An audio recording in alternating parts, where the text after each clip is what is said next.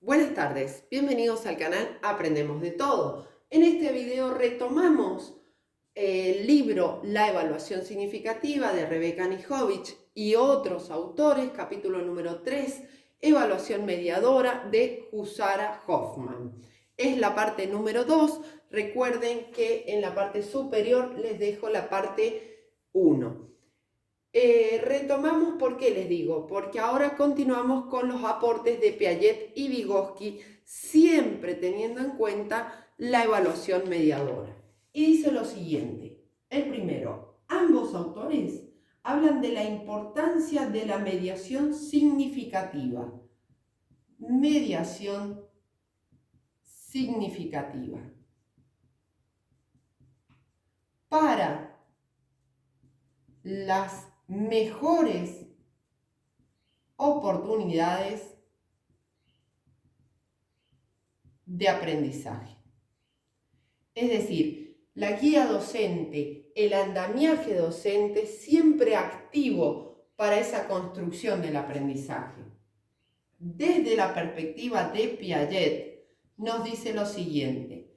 Primero, poseer una perspectiva mediadora constructivista, exponer actividades provocativas teniendo en cuenta los conocimientos previos del alumno. Y ahí ya retoma conceptos: constructivista, conocimientos previos, del enfoque de Piaget y también de Ausubel. Acuérdense que el aprendizaje significativo es de la teoría del aprendizaje significativo de David Ausubel.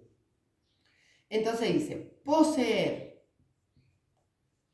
una perspectiva mediadora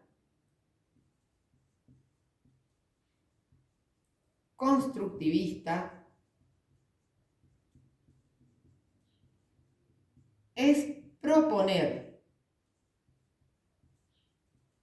actividades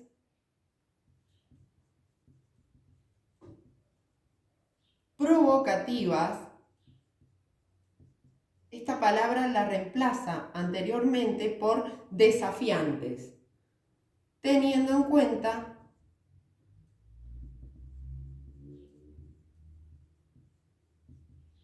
los conocimientos previos de nuestros alumnos, ¿sí? Bien, otro aporte que hace Piaget: el aprendizaje presupone desequilibrio, conflicto, reflexión y resolución de problemas. El aprendizaje presupone desequilibrio, conflicto, reflexión y resolución de problemas. ¿A qué se refiere esa palabra desequilibrio? Recordamos que en la teoría de Jean Piaget del desarrollo cognitivo del niño, él expone que el desequilibrio es cuando el alumno se enfrenta a un objeto de conocimiento, interactúa con ese objeto de conocimiento y trata de accionar. ¿Con qué? Con los conocimientos previos, con la experiencia y con la acción, ¿sí? Esto va a producir, por ejemplo, si lo enfrentamos a una situación, problema que no puede resolver y necesita aplicar métodos, estrategias, diferentes operaciones para resolverlo, crea un conflicto. Ese conflicto o desequilibrio cognitivo va a producir siempre mayor conocimiento. Es decir, que según Piaget, todos los errores eran positivos. Por ejemplo, hago un problema y me equivoco. Cuando voy a reflexionar sobre ese conflicto, sobre ese desequilibrio, voy a producir más aprendizaje. Bien. Y finalmente, ya tomando la visión de Vygotsky, nos dice lo siguiente: el docente como mediador en la adquisición de herramientas culturales, el lenguaje y los símbolos. Recuerden que el lenguaje es la base del aprendizaje según Vygotsky, y es una herramienta cultural. El docente como mediador en la adquisición de herramientas culturales. ¿Qué son estas herramientas culturales? Como les decía recién, el lenguaje, que es una construcción social, y los símbolos, que serían los números. Bien, vamos a continuar ahora, si me dan un segundo para borrar. ¿Qué nos dice dentro de estos aportes sobre el educador como mediador? Da características ella que debe tener un docente mediador. Y es muy importante la reflexión sobre esto, ¿no? Educador, mediador. Y dice lo siguiente. Primero, favorece la reflexión del alumno sobre las acciones. Y si se fijan esto, el reflexionar sobre el accionar, la abstracción reflexiva, sería la metacognición. Cómo aprendemos, qué hicimos, cómo retenemos, por qué aplicamos diferentes métodos. Sería la metacognición. Favorece la reflexión. Me preguntan siempre por autores de metacognición. Uno de los autores más conocidos es Fleval. Lo voy a escribir en los comentarios por si les interesa. Favorece la reflexión del alumno,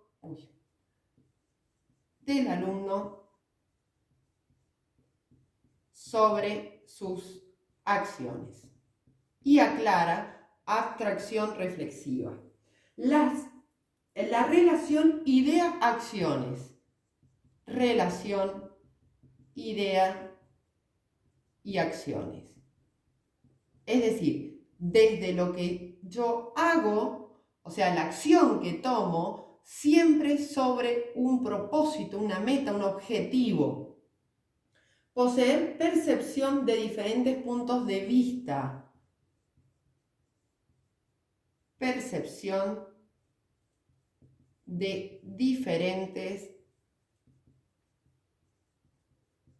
puntos de vista, y esto se logra con la lectura constante. Reconstrucción de experiencias en el plano mental. Reconstrucción de experiencias en el plano mental. Es decir, cuando diseño, por ejemplo, vamos a remitirlo a algo sencillo, una secuencia, y digo, bueno, voy a presentar así el tema, por ejemplo, con material didáctico. ¿Qué puede pasar? ¿Qué pueden hacer los niños? ¿Cómo puedo guiar yo este juego o esta actividad lúdica? Etcétera. Tener ya más o menos un parámetro, si bien tratamos con personas, por lo tanto no es algo exacto, sí un parámetro de decir, bueno, puede pasar esto, puede pasar aquello, teniendo el objetivo claro, la guía, las reglas de juego, ir acotando. ¿Para qué? Para que siempre se dirija hacia mi meta en el aprendizaje o propósito. Bien, ahora nos vamos a centrar, según la autora, en qué dice Vygotsky. ¿Sí? Un segundo. Recuerden, si tienen alguna duda o necesitan otro material, pueden dejarlo en los comentarios. También es importante para apoyarnos, seguirnos en TikTok, Instagram y suscríbanse al canal. Bien, dice, según Vygotsky,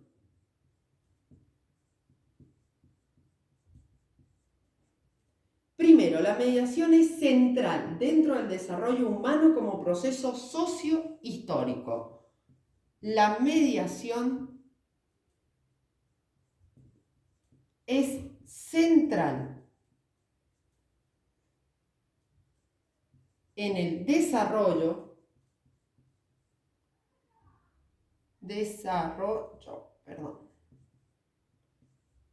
del ser humano como proceso sociohistórico.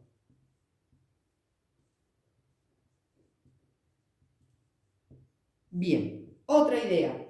La mediación es un proceso de transferencia de información a partir del sistema de representación. Fíjense aquí ese sistema de representación que es el lenguaje. La mediación es un proceso de transferencia de información a partir de un sistema de representación. Ya les doy un ejemplo, es decir, el lenguaje. ¿Por qué dice sistema de representación? Porque si nosotros vemos una silla, por ejemplo, ¿sí? No vemos en la silla el nombre, silla, no. Tenemos un sistema de representación en castellano que va a decir que esto es una silla. Bien, sin embargo, cuando hablamos con otra persona, puede tener la representación de otro tipo de silla, por ejemplo, una silla metálica, por ejemplo, una silla, no sé, de madera ancha, etc. El sistema de representación es el lenguaje, pero la representación de cada persona es subjetiva e interna. Es una construcción intrapsicológica, según Vygotsky, ¿sí? Bien. Continuamos. La mediación. Dice que se produce 2 veces. Y acá está lo que les comentaba recién. La primera es interpsicológica. Y la segunda es intrapsicológica. ¿Qué significa esto? La primera sucede en la interacción social con otros, ¿sí? Docentes, alumnos, compañeros, etc.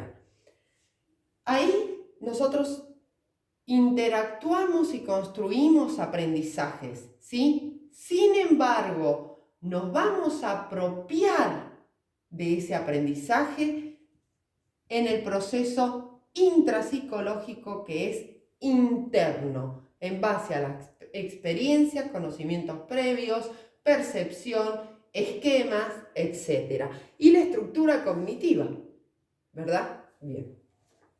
Y finalmente, lo más importante, que es el aporte de Piaget, la zona de desarrollo próximo. Que si bien en este capítulo la nombra, les voy a explicar qué significa. La teoría de Vygotsky afirma que hay una zona de desarrollo próximo, donde se va a mediar el aprendizaje. Pero antes de esto, ¿qué tenemos que tener en cuenta? Que existe una zona de desarrollo real.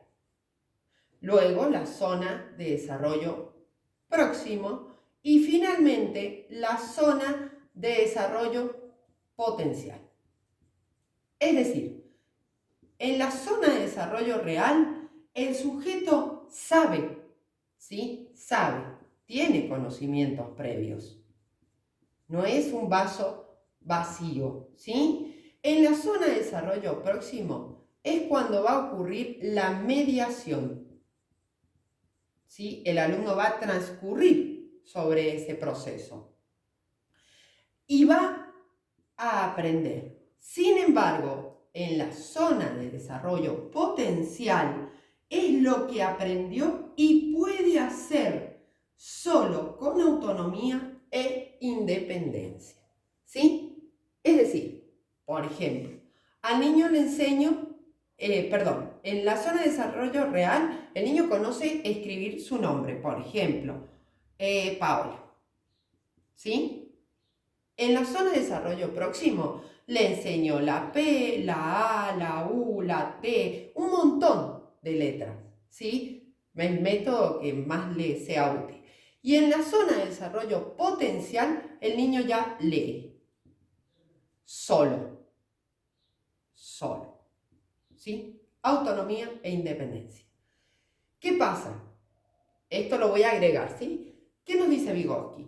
Ojo, porque la zona de desarrollo próximo, ¿sí? No es algo eterno. No, dice.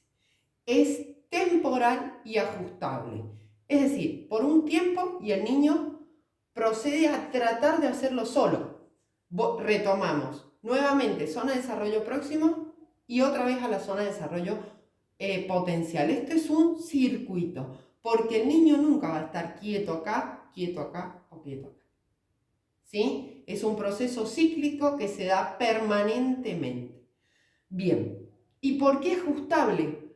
Porque se va a ajustar a los conocimientos que posee el alumno en forma permanente. Y segundo, a cada alumno. Es individual. ¿Sí? Bien. Ahora continuamos con otro apartado. Si quieren ampliar la teoría de Vygotsky, recuerden que en el canal tienen mucho material en psicología educacional, se llama la lista de reproducción, ¿sí? Bien, continuamos. El apartado se llama el papel del profesor.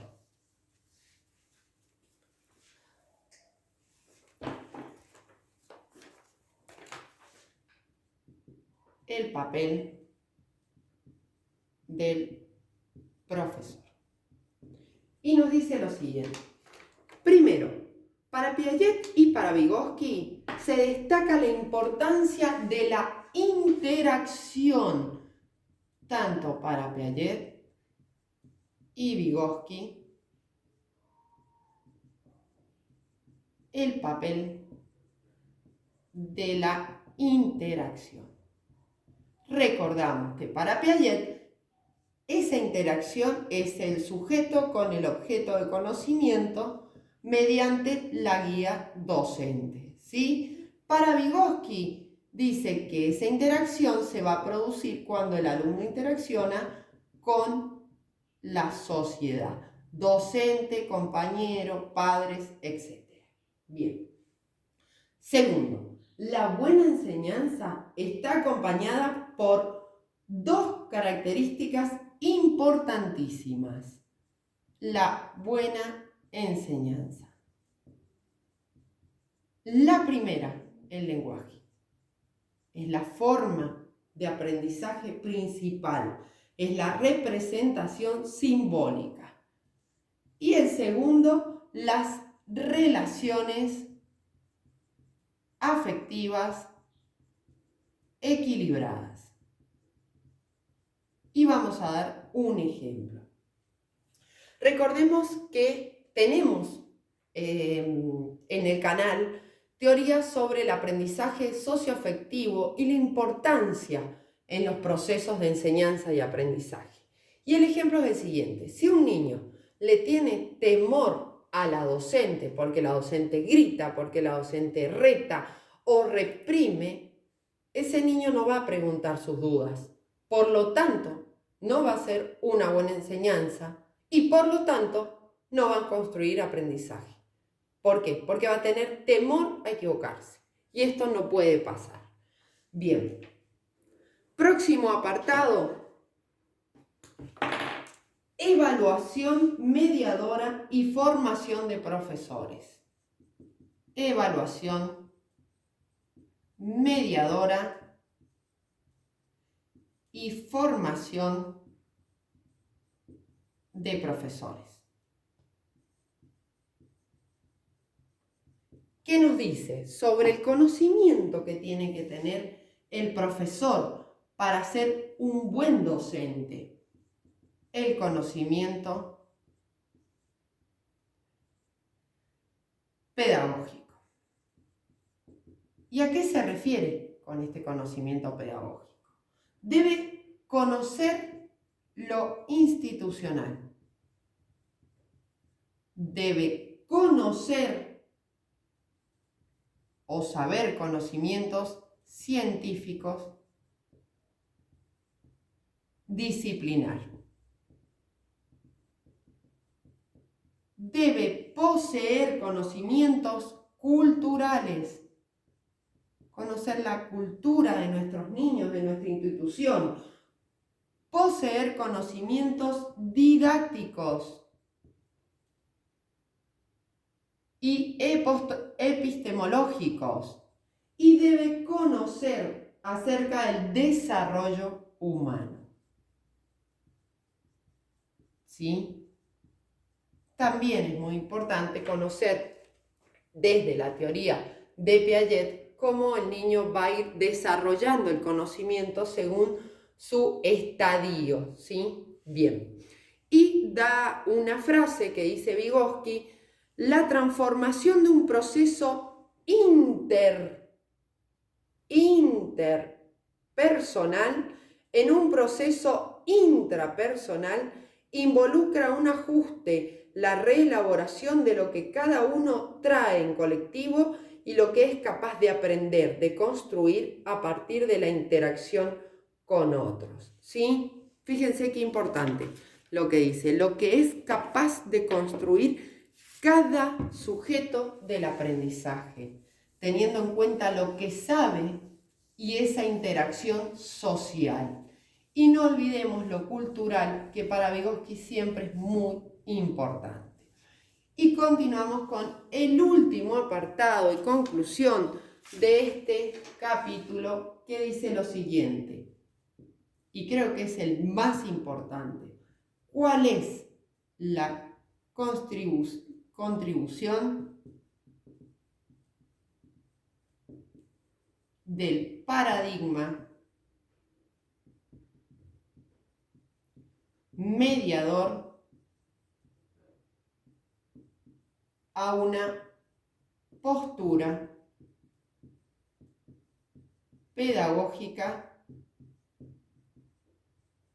crítico, reflexiva